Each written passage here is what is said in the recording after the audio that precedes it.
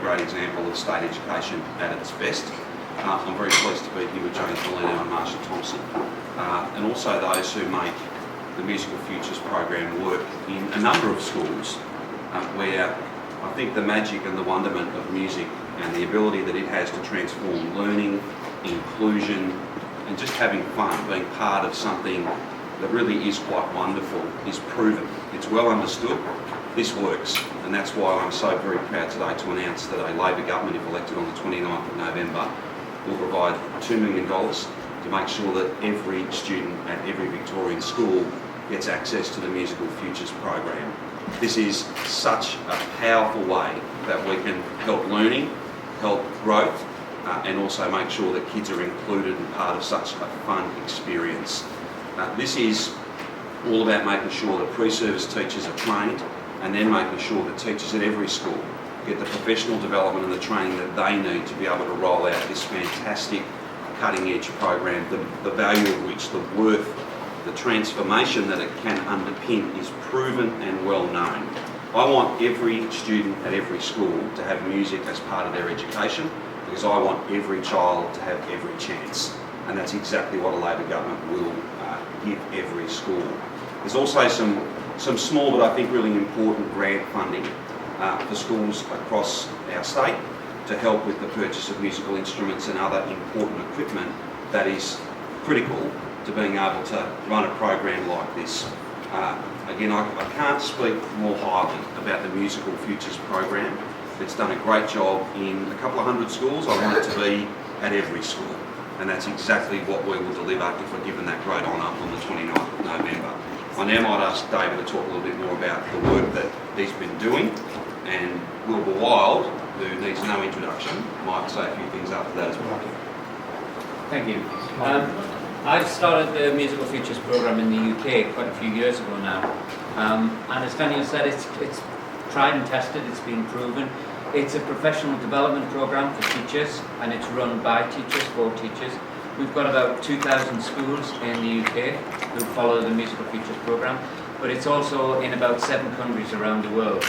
And what it's now able to do, because of this international dimension, is connect teachers in Australia with a global community of teachers around the world.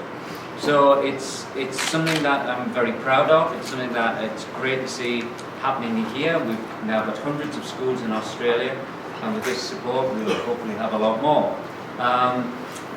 So I think it's at the heart of it, it's about tapping into kids' passion. You've seen some of that passion here this morning, and it's about building upon that. So our intention is really to see that more kids are making more music for longer, and this support will enable that to happen. So with that, I think I'll pass on to one of Australia and Melbourne's favourite musicians, Wilbur Wild. Thank you, David. The opportunity to participate at school level in music led to me becoming a professional musician. Had I not become a professional musician, I would look back very fondly, as I do, on the times that I spent in the school orchestra, in the school choir, and just participating as a member of a team. I was encouraged by some terrific musicians, and it helped me learn a lot about myself and created a great outlet for self-expression. I've been in the game for a lot of years, over 40, and for me to come down here and be able to play with these kids is just great. I have two siblings who are both music educators. They'll be thrilled at the prospect of improved access to musical education in schools. I think it's wonderful. Did Daniel Andrews show any promise on the guitar? Daniel is a case in point.